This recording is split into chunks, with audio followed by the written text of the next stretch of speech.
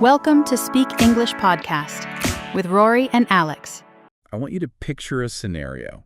And I think this is a scenario that is pretty much universal, specifically for anyone who has ever tried to learn a second language. Or honestly, just been in a high-pressure situation. Exactly. You're in a conversation. Maybe it's a big meeting. Maybe it's just a loud coffee shop. You've been practicing your English for months. You know the grammar. You've got the vocabulary. You've done the work. Right.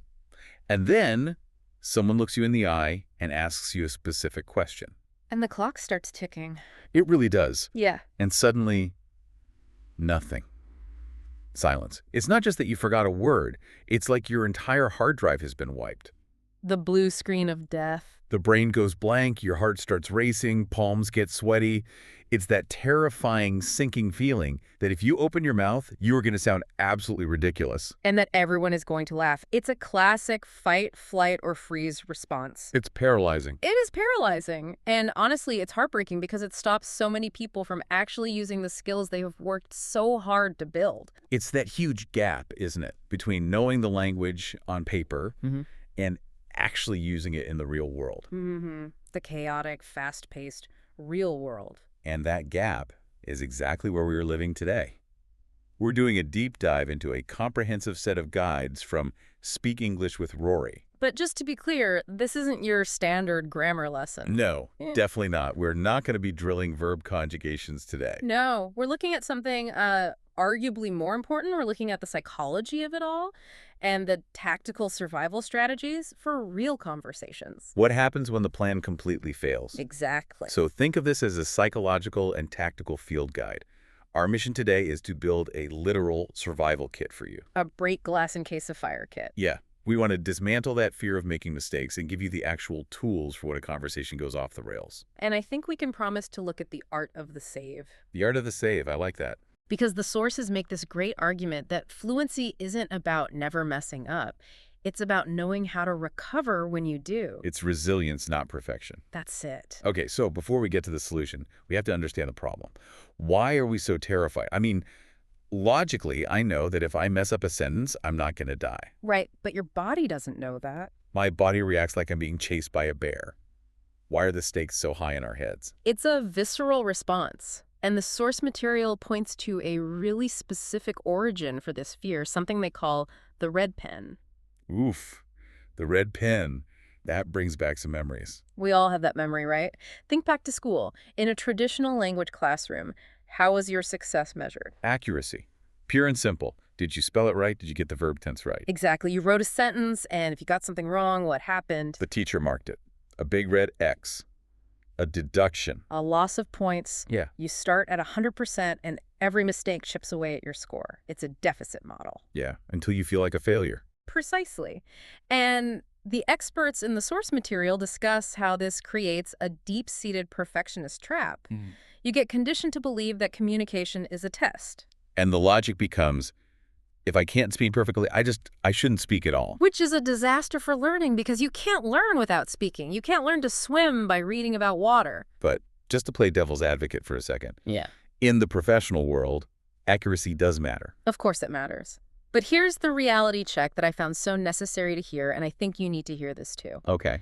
Native speakers do not speak perfectly. Not even close. Not even close. Right. If you actually transcribe a native speaker's conversation like what we're doing right now, it is full of false starts, grammatical slips. I know, I catch myself all the time. I'll say, I seen that movie, when I know grammatically it should be, I saw. Or you'll start a sentence and forget where it's going. Native speakers stumble, they mumble, they make errors, but there's a crucial distinction in how they handle it. What's the difference? Why doesn't it paralyze them? Native speakers just see those slip-ups as, well, talking. It's part of the flow. Learners view them as evidence of incompetence. A failure of their identity as a speaker. Yes. But here's where it gets really interesting scientifically. The sources introduce a concept called the hypercorrection effect. Okay, this sounded counterintuitive to me when I read it. Break this down. So research suggests that when you make a mistake, and this is the important part, when you realize it and correct it, that memory becomes significantly stronger. Stronger than if you just memorized the right answer perfectly the first time. Exactly. It sounds like a comforting lie, but the neurology backs it up. How? Think about it. When you make a mistake in a conversation, you feel that little pinch, right? That little spike of embarrassment or confusion. Oh, yeah. The heat rises in your cheeks. You feel exposed. That emotional spike acts like a highlighter for your brain. Your brain goes, whoa, that felt uncomfortable. Pay attention. This is important. So the embarrassment is actually a learning mechanism. It burns the data onto the hard drive. Exactly. The experts and the sources say that mistakes aren't failures. They are data. They are feedback. They're proof that you're in the learning zone. Mm-hmm. If you aren't making mistakes, you probably aren't pushing yourself hard enough to actually improve. That is such a better way to frame it. But knowing that mistakes are good for my brain doesn't change the fact that getting lost in a conversation feels awful in the moment. No, the awkwardness is real. Philosophy doesn't fix that awkward silence. Exactly. So let's get into the survival kit, the tactical stuff. Because when the panic sets in, you need a reflex. The source material uses this great analogy of a GPS. Yes, I loved this. It's the perfect metaphor. So when you're driving and you miss a turn, does your GPS shut down? Does it scream at you, well, you failed, pull over and cry? You're a bad driver and you should go home. No, it simply says, Recalculating. recalculating. It assesses the new situation and finds a way back to the route. And these phrases we're about to talk about are your recalculation tools. Exactly. They get the conversation back on track without the panic. Okay, let's start with the most common scenario. You didn't hear what the other person said. Maybe it's noisy, maybe they mumbled, maybe the Zoom glitched. What's the default response for most learners? They freeze up and then say, sorry, could you repeat that? Or maybe just a blunt, what? Which works, technically, but sorry, could you repeat that? Feels a bit robotic, a bit classroomy. It stops the conversation cold. Right, so the source suggests a much more natural, native-sounding alternative. I didn't catch that. I didn't catch that. I like that. It feels lighter. It's casual, and crucially, it puts the blame on the situation, not on your lack of ability. You're not saying, my English is bad. You're saying, the signal didn't get through. That's a subtle but powerful shift. You aren't apologizing for existing. Exactly. So in a coffee shop, the barista mumbles something about oat milk. You just say, sorry, I didn't catch that. Did you say oat milk? Or in a meeting when someone rattles off a phone number at light speed, sorry, I didn't catch that number. It keeps the flow moving. And speaking of light speed, that is another huge anxiety trigger, the runaway train talker. Oh, we all know one. The person who speaks in paragraphs without taking a single breath. And you're just sitting there nodding, praying they don't ask you a question. Yes. Right. And the source material emphasizes a really empowering point here. You have the right to control the pace of the conversation. That feels bold. I think a lot of learners feel like they're just trying to hang on for dear life. You're saying they can grab the wheel. Absolutely. If the car is going too fast, you brake. You can use a simple, direct request. Could you speak more slowly, please? But I think the fear there is looking stupid. Like, if I ask you to slow down in a professional setting, am I admitting I can't keep up? I'd argue the opposite. If you don't ask, you definitely won't understand. Then you have to fake it. You nod and smile, and eventually you will get caught. That looks incompetent. True. Nodding and smiling when you have no idea what's happening is a ticking time bomb. Exactly. But if you say, could you explain that in more detail, or could you slow down a bit? I want to make sure I get this right. That signals engagement. It shows you actually care about what they're saying. Asking for clarity is a sign of confidence. It's the GPS recalculating. Okay, so we have tools for when we can't understand the input, but what about the output? What about when we're the ones messing up? The self-sabotage. The moment the wrong word flies out of your mouth. The source material has this absolutely hilarious story from one of the experts, Alex. It's a perfect example of a nightmare scenario. It really is. It's the one everyone fears. So he's in a professional setting, and he wants to say, I'm excited about this project. Standard safe sentence. Nothing complicated. Very standard. But the wires in his brain get crossed. And instead of project, he says, I'm excited about this pregnant. Oh, no. I'm excited about this pregnant. That is the fear realized. Right. You've just said something completely nonsensical, maybe even offensive. The room goes quiet. But here's the key. What happened next? The world didn't end. Exactly. People laughed. Alex laughed. It became a funny story. And that's the art of the mistake. Yeah. It's about the recovery. If he had just turned red and shut down, it would have been so much more awkward. So how do we own it? What are the words? The source material suggests a specific tool, the learning moment tool. Right. It's a set of phrases to use the second you catch yourself. It signals to the listener, I know I messed up. Hang on, I'm fixing it. So for a small slip-up, like a wrong day of the week. Keep it light. It's on Tuesday. Sorry, I meant to say Thursday. Quick, clean, move on. Don't make a big deal out of it. And for the pregnant level, mistakes, the disasters. You need something a bit stronger. Wait, that's not what I meant. Or my personal favorite. Let me try that again. I go like, let me try that again. It's like hitting a reset button. It takes the awkwardness out of the room because you are acknowledging it. If you pretend you didn't say pregnant, everyone is confused.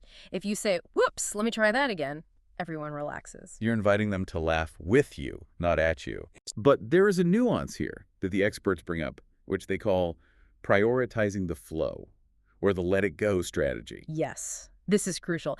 And it's probably the hardest one to learn for people stuck in that perfectionism trap. So when do we let it go? My instinct is to fix everything. The rule of thumb from the source is, if the mistake is small and the meaning is clear, do not stop. Do not stop. Even if I hear myself say he go instead of he goes. Even then, if you say he liked pizza instead of he likes pizza, does everyone know what you mean? Yes, of course. Then keep going. If you stop the story to go back and add the S and then stop again to fix a preposition, you're killing the conversation. You're making it choppy and painful to listen to. You're prioritizing grammar over the connection. Exactly. The source puts it beautifully. Connection is more important than perfection. Ride the wave of the conversation. Don't drown yourself in corrections. That is such liberating advice. It really is. Fluency is flow, not accuracy. Okay, what about social friction? The source calls this social lubrication. Yes, the politeness markers, the oil in the engine. It can feel rude to interrupt someone when you're learning, right? But sometimes you have to, like with that runaway train talker. Right, you don't just shout stop or put your hand up in their face. Please don't put your hand in their face. Sorry to interrupt, but it's a classic, or even a simple firm, excuse me, it's a pause button. It lets you insert yourself without crashing the car. And what about when you're just stuck? The word for umbrella just vanishes. Poof. This is where asking for help becomes a superpower. A superpower? Yeah. Really? Because it feels like failure. I really think so. Instead of freezing, you engage the other person. You say, how do you say this correctly? Or what's the right word for? Or even just, can you help me, please? And the source says this makes you look brave, not stupid. It changes the dynamic entirely. It goes from judge versus performer to team. Now you and the listener are working together to find the word. It turns a struggle into a collaboration. And most people are inherently helpful. They want you to succeed. When you say, can you help me? They aren't thinking, wow, this person is stupid. They're thinking, oh, let me help. It builds rapport. That's nice. And on that note, the source touches on gratitude. Yeah. Moving beyond just thank you. Right. Thank you is fine. It's functional. But for something with a bit more weight, especially after someone has helped you. What do they suggest? I really appreciate it. I really appreciate it. Yeah, that lands differently. It feels more sincere. It acknowledges their effort. And if you're on the receiving end, no problem, or anytime. These little phrases are the grease that keeps the social gears turning smoothly. Okay, so let's take stock. We have the psychology of mistakes or data. We have the GPS tools. I didn't catch that. We have the recovery tools. Let me try that again. But There's always a but. knowing this is different from doing it. I can read a book on swimming, but that doesn't mean I won't drown if you throw me in the deep end. Very true. Knowledge isn't skill. Skill is knowledge plus practice. So how do we actually shift our mindset? The sources offer a strategy called the mistake journal. I love the mistake journal, although I admit at first it sounded like a book of shame. Right. Dear diary, today I embarrassed myself again. Why would I do that? But it's actually a book of progress. The idea is to write down the mistake, not to beat yourself up, but to track the data. I said X, but the right way is Y. It takes the emotion out of it. Exactly. It stops being I am stupid and starts being this is a grammar point I'm working on. It separates your identity from your performance. And when you look back a month later, you can see how far you've come. That is undeniable proof of growth. And that leads to the biggest insight about confidence that the source mentions. Confidence doesn't come from never making mistakes. Which is what we all think it is. We think, I'll be confident when I'm fluent. That's the trap. I'll speak when I'm ready. You'll never be ready. True confidence comes from knowing you can handle the mistake when it happens. It's the knowledge that if I mess up, I have a survival kit, I can fix it, I can laugh it off. That is resilience. And that is what makes a fluent speaker. That is a huge shift. It's not about avoiding falling off the tightrope. It's about knowing you have a safety net and you know how to climb back up. And knowing the audience is actually cheering for you to climb back up. So, to wrap this up, The sources issue a challenge. And I love this challenge, but I also kind of hate it because it scares me. The mindset challenge. Yes, the challenge is go out this week and make 3 mistakes on purpose. On purpose. Deliberately go find trouble. That sounds terrifying. Why would anyone do that? It's desensitization. If you go into a coffee shop intending to make a small grammar error, you are in control. You're controlling the failure. You're the director of the scene. Exactly. And when you do it and you see that the barista doesn't scream at you and the world doesn't explode, your brain learns that it's safe. You're proving to that fear center of your brain, the amygdala, that the danger isn't real. You're retraining your instincts. Precisely. You are rewiring the fear response by exposing yourself to it and realizing it has no teeth. So the goal isn't to be perfect.